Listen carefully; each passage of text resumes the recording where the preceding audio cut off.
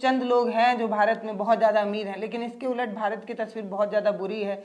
गांव में आप बच्चों से मिलकर आइए, वो पढ़ना चाहते हैं लेकिन उनको अपनी पढ़ाई छोड़ देनी पड़ रही है। मतलब घर में कोई नहीं देखता, सबको ना मतलब एंटरटेनमेंट चाहिए। सबसे बुरी और सबसे गंदी चीज पता है क्या हुई है? न्यूज में ना लोग चस्का लेने, बहुत सारे लोगों को पता भी नहीं चला। बहुत सारी प्रॉब्लम आती है, मैं बताने नहीं जाती हूँ। जब लोगों ने मेरा सपोर्ट किया था तो लोग आके अपना सीना ठोक ठोक के मुझे नहीं कह रहे थे कि देखो पल्लवी मैं तुम्हें सपोर्ट कर रहा हूँ। नमस्कार, मैं अश्विनी श्रीवास्तव। आप देख रहे हैं महाराजगंज एक नई सोच। फ्रेम में एक चेहरा देख रहे होंगे जो कहीं परिचय का मोहताज नहीं है। इनसे एक विषय पर चर्चा करने वाले हैं, ग्रामीण पत्रकारिता को लेकर, क्योंकि इनसे बेहतर ही शायद कोई जान पाएगा, क्योंकि हमेशा इनको आपने ग्राउंड पे ही देखा होगा।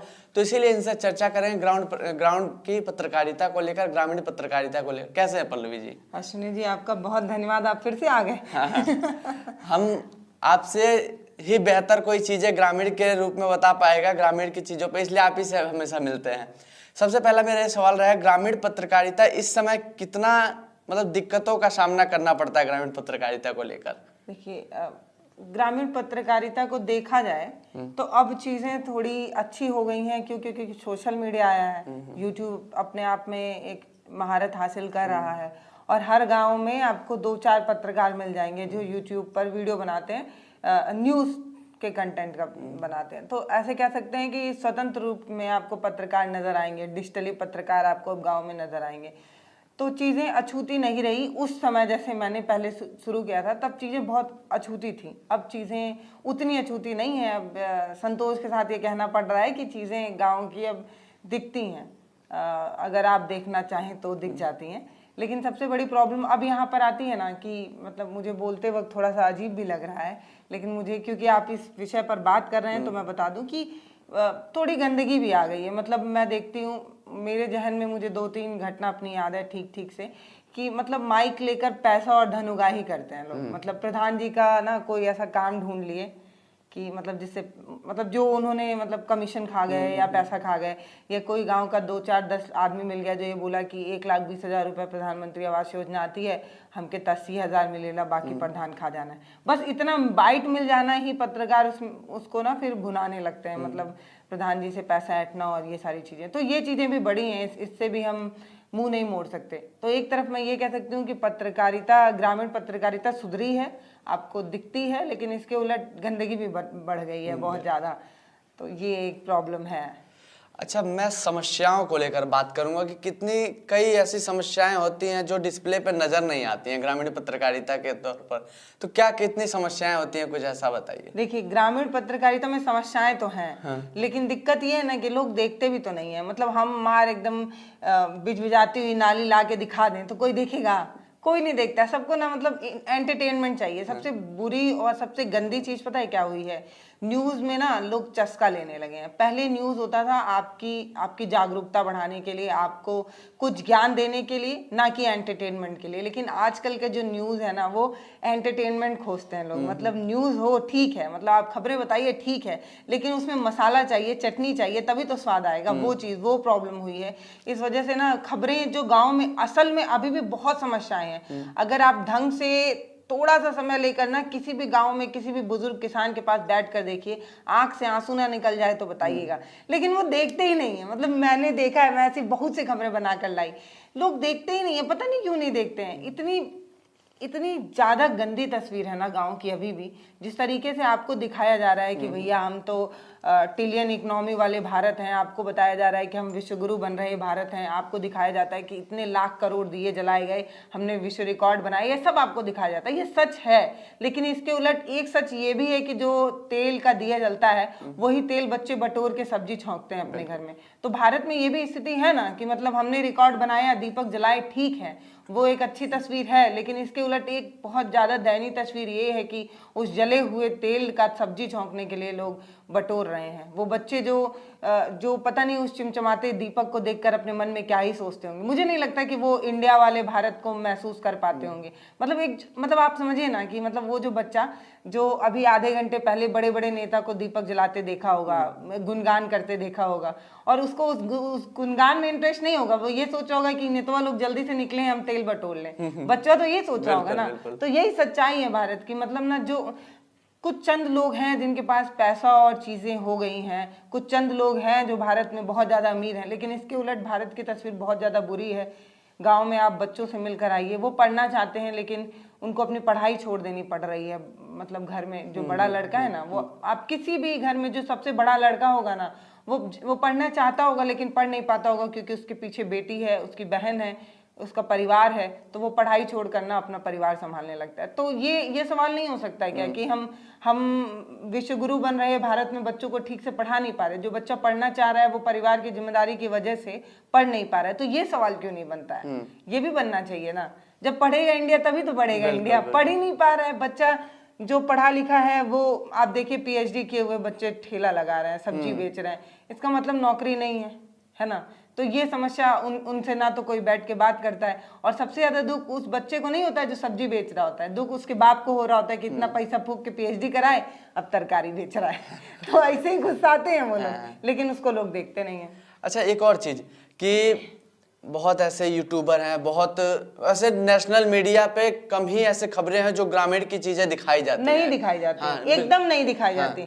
मैं गारंटी, खुला चैलेंज दे रही हूँ, जो भी यहाँ पे देख रहे होंगे ये वीडियो उनको, कि मुझे 10 ठो डिबेट दिखा दीजिए जो गाँव से जुड़ा हो। 10 पूरे 1 साल का, 1 साल बीत रहा है ना, 31 दिसंबर है, 1 साल आप निकाल लीजिए, कोई भी न्यूज चैनल उठा लीजिए, कोई भी जो सबसे अपने आप को तेज तर्रार बता रहे हैं वो भी, और जो अपने आप नंबर 1 अपने आप को बता रहे हैं वो भी, और जो सबसे पहले होने का खबर बता रहे हैं वो भी, सबको आप 1 साल में ना मात्र 10 खबर दिखा दीजिए जो गाँव में, असल में गाँव के जो मुद्दे हैं उसको दिखाया गया। 10 नहीं मिलेगा आपको। असल में जो किसान है ना, वो आज भी खुश नहीं है। कल कैलेंडर बदल जाएगा, कल न्यू ईयर मनाया जाएगा, लेकिन वो जो किसान है ना, वो अपने खेत में वैसे ही मरेगा। कल भी वो, ये जो ठंडी है इसमें जो लोग ब्लोअर के सामने, जो बड़े बड़े नेता है ना, जो किसानों के लिए कानून बनाते हैं, वो ब्लोअर नहीं छोड़ रहे होंगे, लेकिन वो किसान उस कड़कड़ाती उसमें जाएगा, ठंड में जाएगा, और उसी पानी में अपना हाथ धो, मतलब वो नाली वाली बनाते हैं ना पानी बहाने के लिए, वो करेगा उतने ठंड में, और वो साल भर करेगा और हर साल करेगा,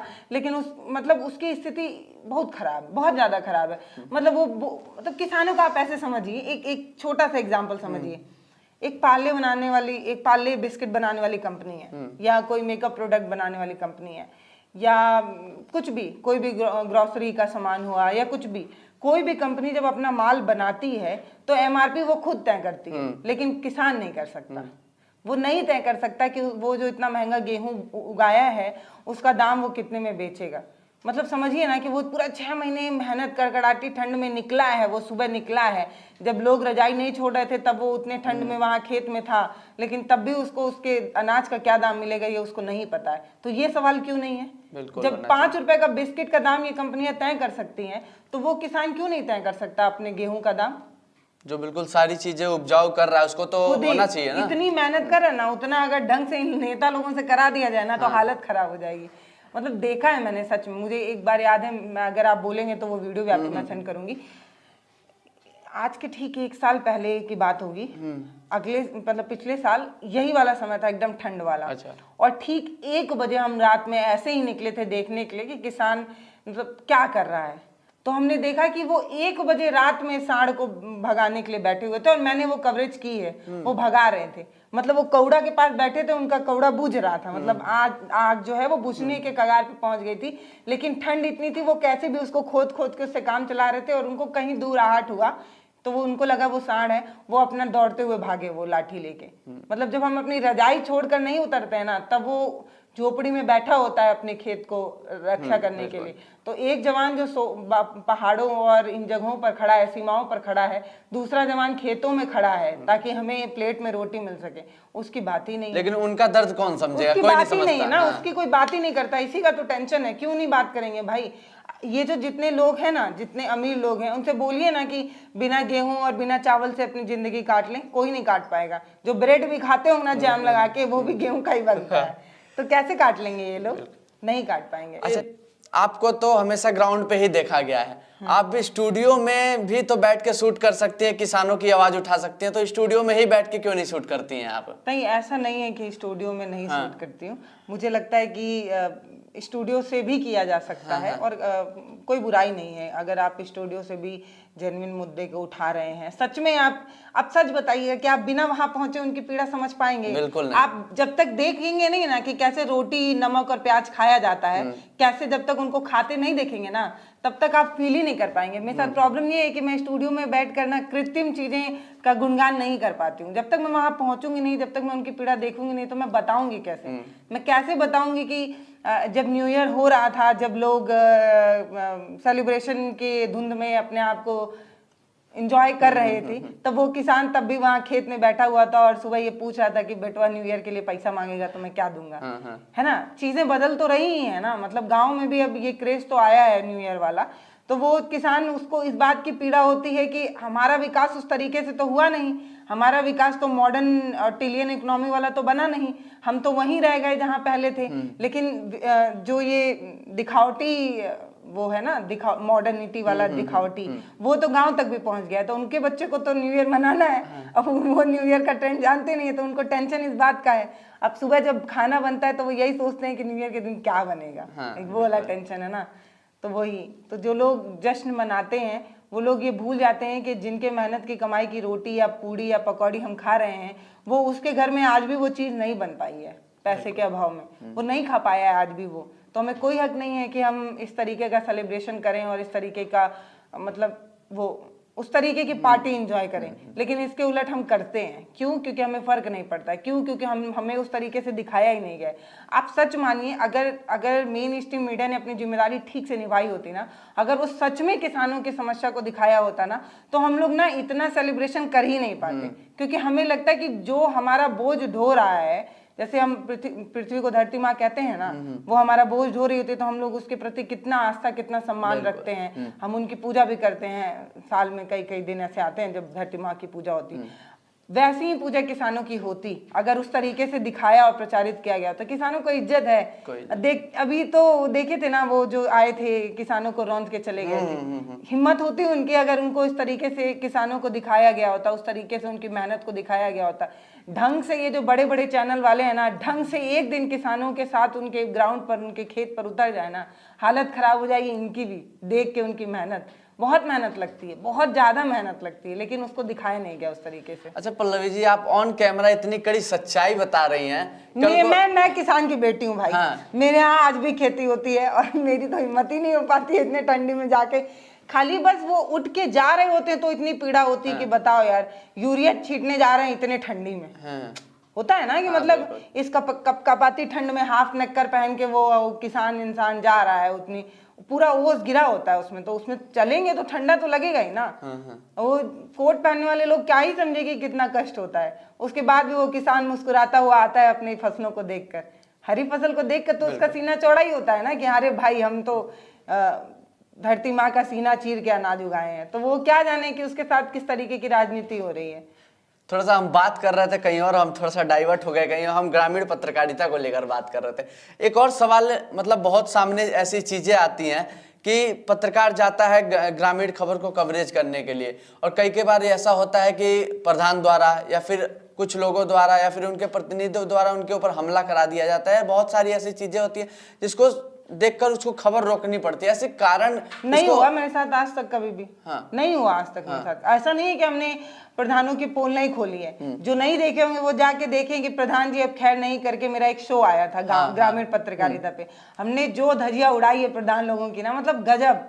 औरतें खुल के आके बोलती थी और वो अपनी ठेठ भाषा में ना मतलब गाली भी दे देती थी। जैसे नहीं होता है कि सब तो लूट के खा गई ने, का दहन है, लुटेरा है, ये है वो है, वो कोसी है। लेकिन हम पर कोई दबाव नहीं आया कि ये वीडियो डिलीट कर दीजिए या आपके चैनल, आपके ऑफिस पे बम उड़ा देंगे या आपका रजिस्ट्रेशन रद्द करवा देंगे, ऐसा कोई धमकी नहीं है।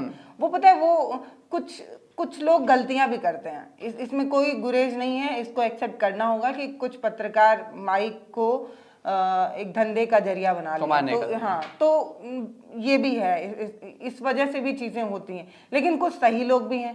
अब यही है कि हमें पहचानना होगा कि आप सामने वाला जो इंसान है वो कैसा है और किस तरीके का काम कर रहा है। बहुत सारे गांव में तो बहुत सारे ऐसे पत्रकार हैं जो इस तरीके का काम करते हैं, जिसकी वजह से पत्रकारिता की गरिमा कम हो रही है। तो इस वजह से उन लोगों पे ऐसा हो जाता है, लेकिन जो एकदम सच्चे और अच्छे लोग हैं उन पर ऐसा हो रहा है, तो ये तो बहुत दुख की बात है। और मुझे लगता है कि वो लोग जो उस गांव के हैं उन्हें उस पत्रकार के साथ खड़ा होना चाहिए, क्योंकि अगर सच्चे पत्रकार के साथ वो लोग नहीं खड़ा होंगे ना, तो अगले दिन वो ऐसे ही चिल्लाते रह जाएंगे, कोई सुनने आएगा ही नहीं वहां। तो ये जो दर्शक हमें देख रहे हैं उनकी भी अपनी एक जिम्मेदारी है कि वो जो ईमानदार लोग हैं, वो जो सच्चा इंसान है, जो एक माइक लेकर निकला है आपकी आवाज को बुलंद करने, तो उसके आवाज से आवाज मिलाइए तो सही, उसका साथ दीजिए तो सही। वो 4 कदम चलेगा, आप उसके पीछे 2 ही कदम चलिए। आप जब चलेंगे तभी तो हमारा मनोबल बढ़ेगा। अब आप ये सोचेंगे कि भैया हम योद्धा हैं, हम जाएं, लड़ जाएं, भिड़ जाएं, उड़ जाएं, ऐसा नहीं होता। हम इंसान हैं, हम चाहते हैं कि आप हमारे साथ चलिए। आपका साथ जब हमें मिलेगा तभी हम मजबूत हो पाएंगे। तो आपकी भी जिम्मेदारी है भाई, आपको ये जानना, समझना और परखना पड़ेगा कि जो शख्स आपकी आवाज उठा रहा है वो कितना ईमानदार है। अगर ईमानदार है तो आपको उसके सामने चलने वाली लाठी या गोली का सामना आपको पहले करना चाहिए, क्योंकि वो आप ही के लिए तो निकला है। 2 रोटी तो वो वैसे भी कमा सकता था, वो इसीलिए तो निकला है ताकि मैं लोगों की आवाज बनूंगा। तो लोगों को जरूर सपोर्ट करना चाहिए। मुझे लगता है लोग करते हैं, करते भी हैं, ऐसा नहीं है। लोग करते हैं, लेकिन जब कई बार ऐसे सामने आता है कि पत्रकार जब माइक लेके निकलता है तो कहते हैं कि ये तो खाने के लिए आया है, ये तो कुछ करेगा ऐसा नहीं, कहते हैं, ऐसा होता है। तभी तो दुख लगता है यार, तभी तो दुख होता है कि मतलब जो अच्छे लोग हैं ना, जिन्होंने मतलब आज तक किसी की दलाली नहीं की है, कभी अपना माइक गिरवी नहीं रखा है, कभी अपने माइक के शान को कम नहीं होने दिया है, उसको भी लोग बोल देते हैं, तब वो कष्ट होता है। और जो नहीं खाया होता ना, वो पलट के उनको जवाब दे भी देता है। मतलब अगर मान लीजिए आपने कभी गलत तरीके से धनुगाही नहीं की है, इस माइक का लोगो दिखा के या नहीं के, तो आप पलट के जवाब देंगे भी। जैसे मान लीजिए आपको किसी ने कहा कि पैसा कमाने और खाने आ गया, तो पलट के बोलेगा कि हम खाते हैं तो दिखाइए, प्रूफ दीजिए आप, और नहीं पता है तो नहीं बोल सकते हैं आप। तो वो आवाज भी उठाता है, ऐसा नहीं है। लेकिन अगर ऐसा हो रहा है तो बहुत बहुत दुख की बात है। अच्छा, क्या लगता है पल्लवी जी, जो इस तरह की ग्रामीण पत्रकारिता करते हैं या फिर जो छोटी छोटी चीजों को उठाते हैं, क्योंकि नेशनल चैनल में तो एक क्राइटेरिया उन लोगों ने बनाया है कि जब तक हम बीजेएमसी अगर उनके पास नहीं होगा तब तक हम नहीं लेंगे, लेकिन जो ऐसे माइक उठा के निकल जाते, क्या उनके लिए कैसा लगता है कि उनको कुछ ट्रेनिंग लेनी चाहिए या फिर बीजेएमसी के बिना नहीं आना चाहिए इस फील्ड में? देखिए, आप सीधे सीधे ये पूछना चाह रहे हैं कि हर माइक लेकर चलने वाला इंसान के पास पत्रकारिता की डिग्री होनी चाहिए, है ना? ये पूछना नहीं, ऐसा जरूरी नहीं है। ये बिल्कुल जरूरी नहीं है कि जो बीजेएमसी किया है, एमजेएमसी किया है या पत्रकारिता की डिग्री लिया है वही एक सच्चा और ईमानदार पत्रकार होता है।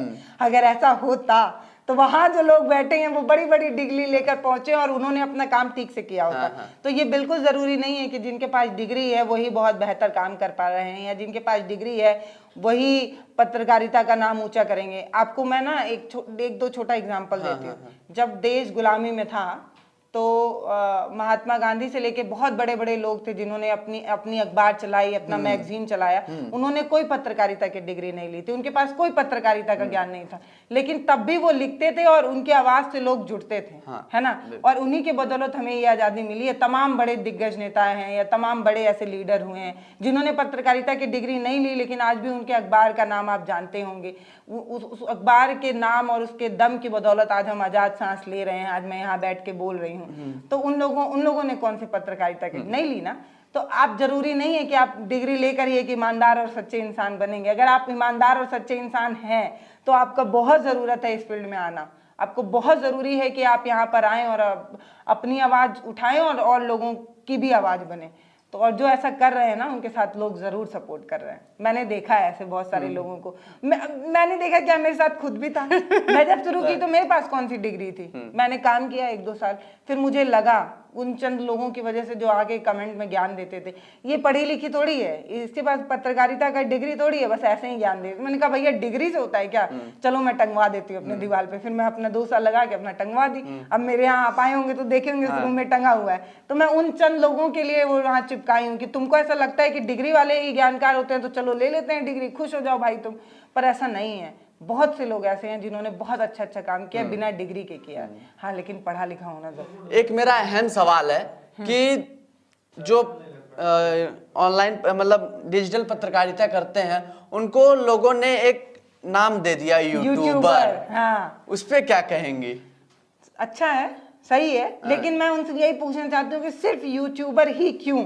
अच्छा, मुझे शुरू में कुछ लोगों ने ऐसे कमेंट किया था, ये यूट्यूबर सब आ जाते हैं, दिमाग खराब करते हैं, ये यूट्यूबर लोग बेमतलब का इशू बनाते हैं और ऐसे। तो मैंने कहा ठीक है, आपको ऐसा लगता है कि बेमतलब का है तो आप मत देखिए, हम तो कहते भी नहीं है ना कि आप देखिए, आपको अच्छा लगता है तभी आप आते हैं हमें देखने।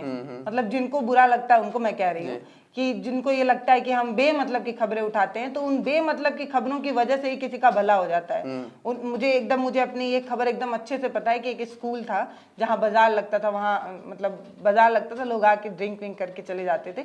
तो वो स्कूल परिसर में ही दारू का बोतल और ये सारा चीज़ें वहाँ फैला रहता था। हमने खबर चलाई, हम वहाँ लड़े कि बच्चों के परिसर में ये सारी चीजें क्यों हैं। मतलब बच्चा सीखने आ रहा है तो वो ये सीख के जाएगा कि कौन सी ब्रांड कितने रेट में मिलती है। अगर स्कूल चल रहा है तो सफाई क्यों नहीं हुई, और बच्चे ये सब चीजें देख के जा रहे हैं, इसके लिए जिम्मेदार कौन है? और सफाई आप बच्चों से करवाएंगे, वो डिब्बा, वो गंदी चीज आप बच्चों से उठवाएंगे, है ना? बच्चे वही ना सीखेंगे। फिर हम वहाँ पे एक अच्छी सी खबर बनाए और बाद में मुझे पता चला कि वहाँ के प्रधान जी द्वारा वहाँ बाजार लगना बंद हुआ और वो परिसर अब बहुत साफ सुथरा है। मतलब वहाँ मतलब दारू की बोतल फेंकी रहती थी, वहाँ सिगरेट का डिब्बा फेंका रहता था, मतलब पूरा गंदगी था उस स्कूल परिसर में। आप ऐसे इस क्लास से बाहर निकलेंगे, आपको बोतल ही बोतल नजर आएगी।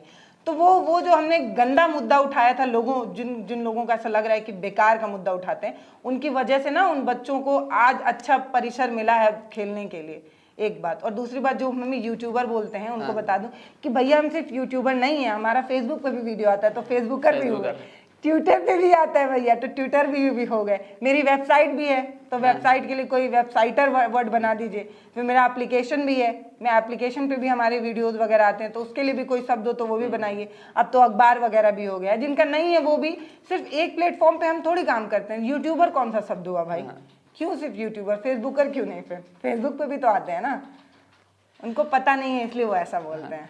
और जो लोग दर्शक देख रहे हैं उनसे एक लाख गुहार करना चाहूंगा कि जब हम लोग वीडियो बनाते हैं फिर कोई कवरेज करते हैं तो उसमें बहुत लोग ऐसे होते हैं ना कि अजीब अजीब तरीके के आगे कमेंट करते हैं। तो वो लोग वही कमेंट करते हैं जो देखने में अपना टाइम भी वेस्ट करते हैं और कमेंट करने में भी टाइम वेस्ट करते हैं। इन तरह के लोगों से मेरी लाख तौर पे गुहार है। उनको एक्चुअली चिढ़ होता है कि आप वो चीजें क्यों दिखा रहे हैं जब सारे लोग नहीं दिखा रहे हैं। उसमें उनका कोई प्रॉफिट होता है, उनका अपना कोई स्वार्थ होता है, और उनको इस बात का चिढ़ होता है कि अगर आप ये सारी चीजें दिखाएंगे तो उनका वो जो प्रॉफिट है या उनका वो जो जरिया है कमाने का वो बंद हो जाएगा, इसीलिए वो लोग चिढ़ते हैं और कुछ नहीं। और एक और मेरा लास्ट सवाल ये रहेगा कि कोई अपना ऐसा खबर बताइए जिसमें आप खबर करने गई हो, फिर आपको ये ऐसा लगा हो, दबाव आया हो और अपने ही लोगों के द्वारा। अपने ही लोग तो नहीं दबाव बनाते हैं, अपने ही लोगों को पता है कि हम कैसे हैं।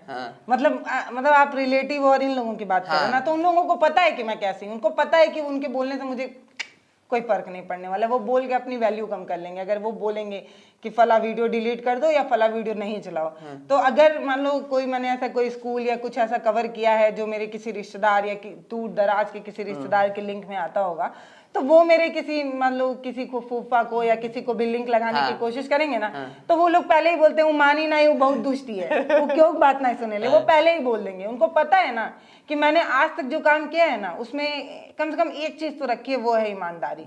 जब तक ईमानदारी की रोटी मिलेगी तब तक करेंगे, जब नहीं मिलेगी तो छोड़ देंगे। ये मैं बहुत पहले से बोल के रखी हूँ, बिना बताए छोड़ दूंगी। मैं आऊंगी भी नहीं रो के कहने अरे दोस्तों अब मेरा नहीं चल पा रहा है, मैं छोड़ रही हूँ। फेसबुक बंद हुआ, बहुत सारे लोगों को पता भी नहीं चला, बहुत सारी प्रॉब्लम आती है, मैं बताने नहीं जाती हूँ। जब लोगों ने मेरा सपोर्ट किया था तो लोग आके अपना सीना ठोक ठोक के मुझे नहीं कह रहे थे कि देखो पल्लवी मैं तुम्हें सपोर्ट कर रहा हूँ। तो वैसे ही जब लोग सपोर्ट करना छोड़ देंगे, मैं छोड़ के चली जाऊंगी, मैं कुछ और कर लूंगी भाई। ऐसा नहीं है कि मतलब इसके अलावा मैं कुछ और नहीं कर सकती। यहाँ ये नहीं करेंगे, कुछ और करेंगे, लेकिन इसको ईमानदारी से करेंगे। जितने दिन इस बैनर के तले रहेंगे, जितने दिन इस संस्था के अंदर रहेंगे, उतने दिन इस संस्था का नाम नहीं डुबाएंगे। ये तो क्लियर है, ना खुद डुबाएंगे ना किसी को डुबाने देंगे। पता चले कि कोई और डुबा रहा है तो वो बर्दाश्त भी नहीं कर पाते हैं।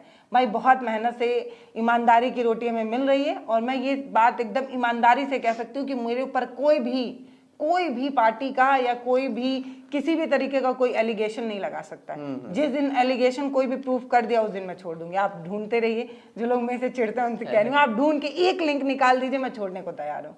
एक लिंक निकाल दीजिए। इतनी ईमानदारी से कोई, वो जो बड़े टीवी एंकर हैं उनसे भी बोलिए कि आके बोल दे, और जो ऐसे जो नॉर्मल लोग हैं उनसे भी बोलिए कि वो किसी तरीके का कोई एलिगेशन प्रूफ करने पे छोड़ने की बात कहने को तैयार हूं तो आए सामने। मैं कह सकती हूँ, खुला चैलेंज, मेरा खुला चैलेंज है। किसी का भी लिंक निकाल दीजिए, किसी का भी, किसी से दलाली का लिंक निकाल लीजिए, किसी पार्टी का लिंक निकाल लीजिए, जो भी लिंक जिसमें आपको लगे कि मैंने इस माइक की गरिमा को ठेस पहुंचाया है, मैंने पत्रकारिता में दाग पहुंचाया है, या मैंने मतलब जो मैं काम कर रही हूँ उसमें गलत किया है, तो इतना सीना ठोक के कोई नहीं कह पाता है। क्यों? क्योंकि मैंने आज तक नहीं किया है। और ऐसा ही ईमानदार पत्रकार की जरूरत है इस समाज में। और जब 10 आ जाएंगे ना, अपने आप ही समाज बदल जाएगा। 10 + 10 चाहिए अधिकारियों की, कि अगर आप कहीं भी किसी भी संस्थान में अगर आप ग्राउंड पे कवरेज करने जा रही हैं, हम एग्जांपल ले लें अगर किसी सीएससी या फिर पीएससी का, तो वहां पे वहां के जो सीनियर होते हैं वो कहते हैं कि हमसे परमिशन लेके आप क्यों नहीं आए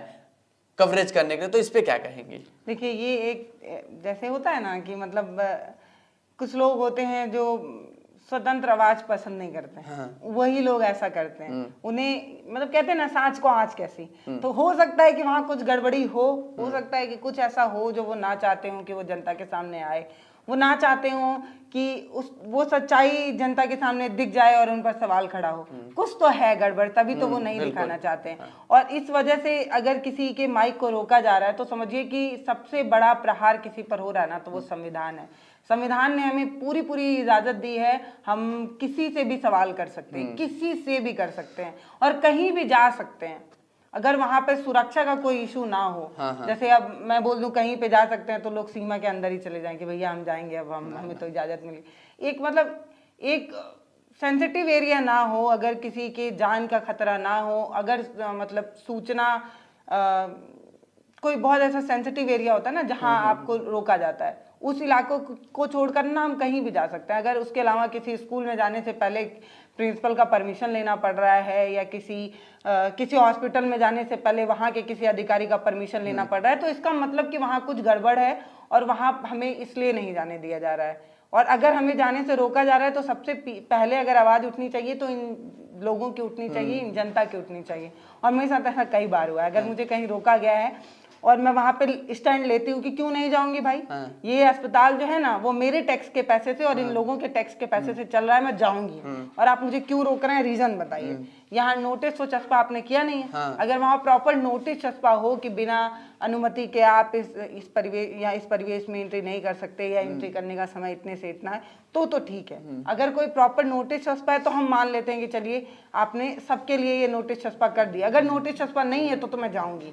और फिर लोग खड़े होते हैं, क्यों नहीं जाएंगे, जाएंगे। फिर लोग मेरे साथ मतलब लोगों ने सपोर्ट किया है।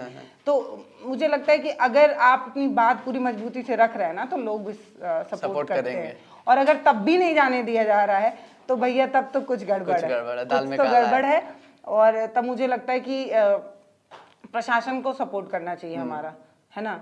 हमें प्रशासन से भी सपोर्ट मिलना चाहिए, क्योंकि हम उन्हीं का ही मदद करते हैं। मतलब मुझे लगता है कि एक पत्रकार ना एक तरीके का हेल्पर है। वो समाज को बेहतर चलाने में उसका बड़ा रोल होता है। मतलब कहीं घोटाला हो, उसका पोल खोलने का काम भी पत्रकार ही करता है। कहीं इस टाइम पे टीचर नहीं आ रहे हैं, वो भी दिखाने का काम पत्रकार ही करता है। मतलब पत्रकार ऐसा है ना कि वो हर गाड़ी को धक्का देने का काम कर रहा है, चाहे वो प्रशासनिक काम हो, चाहे वो कोई भी काम हो, उसमें पत्रकार का बड़ा अहम रोल है। अगर वो अपना काम ईमानदारी से कर रहा है तो दुख की बात है कि वही डगमगा रहा है। तो यही बात है कि अगर ढंग के पत्रकार आ गए ना समाज में तो समाज अपने आप ही बदल जाएगा। कोई किसी योद्धा की जरूरत नहीं पड़ेगी, ये पत्रकार ही सबसे बड़े योद्धा बन के आएंगे और सबको आईना दिखाकर पूछेंगे कि आप क्यों काम अपना ईमानदारी से नहीं कर रहे हैं। जब आपको पैसा मिलता है, तनख्वाह मिलती है समय पे, सब कुछ आपको समय पे मिलता है, तो आप काम समय पे क्यों नहीं करते हैं? ये सवाल पत्रकार ही करेगा और इसमें सपोर्ट जनता करेगी, पक्का करेगी मुझे लगता है। लेकिन बहुत कम ही ऐसी जनता जो होती है वो सपोर्ट करती है। बाकी है ना, उन्हीं से बोलिए कि अगर किसी पत्रकार पर सवाल खड़ा हो रहा है, अगर पत्रकार कभी असुरक्षित महसूस कर रहा है, अगर पत्रकार को लोग घेर रहे हैं, तो सबसे पहली आवाज जो उठनी चाहिए वो जनता की उठनी चाहिए। क्योंकि हम जो पत्रकार है ना वो जनता के सबसे बड़े सेवक है। हमसे बड़ा उनका कोई सेवक नहीं है। हम ही हैं जो उनकी आवाज उठाते हैं, उनके हक के लिए बोलते हैं, लड़ते हैं, भिड़ते हैं और कई बार तो थप्पड़ वप्पड़ भी खा के चले आते हैं। तो अगर हम किसी भी मुश्किल में हैं तो जनता को जरूर सपोर्ट करना चाहिए। आप करिए, जरूर करिए, नहीं तो एक दिन ऐसा आएगा कि आप बिलबिलाते रह जाएंगे, रोते रह जाएंगे, चीखते रह जाएंगे और आपकी आवाज सुनने वाला कोई वहां खड़ा नहीं होगा। तो जब तक लोग खड़े हैं ना, जब तक 4 माइक वाले भी खड़े हैं, आखिरी 1 माइक वाला भी खड़ा है, तब तक आपको उसके सपोर्ट के लिए खड़ा होना चाहिए। नहीं तो फिर बाद में मत कहिएगा कि लोकतंत्र मर गया, बाद में मत कहिएगा कि गरीबों की कोई सुनता नहीं है। जब गरीबों के सुनने वाले वहां मौजूद हैं और आप उनके सपोर्ट में नहीं रहेंगे तो अगले दिन आप रोएंगे तो कौन खड़ा होगा। तो बहुत जरूरी है लोगों को सपोर्ट करना। इस तरह के अधिकारियों से मैं ये कहना चाहूंगा कि इस तरह के अधिकारी सुधर जाएं, क्योंकि जो इस तरह की जमीनी चीजें दिखाते हैं उनको रोकना कहीं ना कहीं और अगर रोकेंगे ना तो पत्रकार खुंदस में आ जाता है। हमको पता है ऐसी बहुत सी घटना, कभी अभी ऑफ कैमरा मैं आपको बताऊंगी, ऐसी बहुत सी घटनाएं हैं ना जिसमें पत्रकार को रोका गया, वो खुंदस में और खोद के निकालता है। मतलब ऐसा क्या है जो नहीं जाने दिया गया। तो सोच लिए स्टिंग ऑपरेशन जैसी चीज भी होती है पत्रकारिता में। तो जिस दिन पत्रकार स्टिंग ऑपरेशन के मूड में आ गए ना, उस दिन क्या क्या खोल के निकालेंगे आप खुद नहीं जानते हैं। तो इस तरह के लोगों को डर के रहना चाहिए। बाकी आगे आपसे मिलते हैं। नहीं, गलत लोगों को डर के रहना चाहिए। इस तरह के लोगों को मैंने बोला जो सही कर रहे हैं हम उनका पूरा सपोर्ट करते हैं, उनका सम्मान भी करते हैं। उनके लिए हमारा सर भी नतमस्तक होता है। लेकिन जो लोग गलत कर रहे हैं उनके लिए तो हम बागी हैं ही, हम लड़ेंगे। बाकी इस तरह के लोगों को हम ढूंढ के अपने डिस्प्ले पे दिखाने का भी काम करते हैं, जो सही काम करते हैं। हाँ, जरूर करते हैं। बाकी आपसे आगे मिलते हैं। कई चीजों पे हमने चर्चा की कैमरा पर्सन के साथ। मैं शोनी श्रीवास्तव, महाराजगंज एक नई सोच।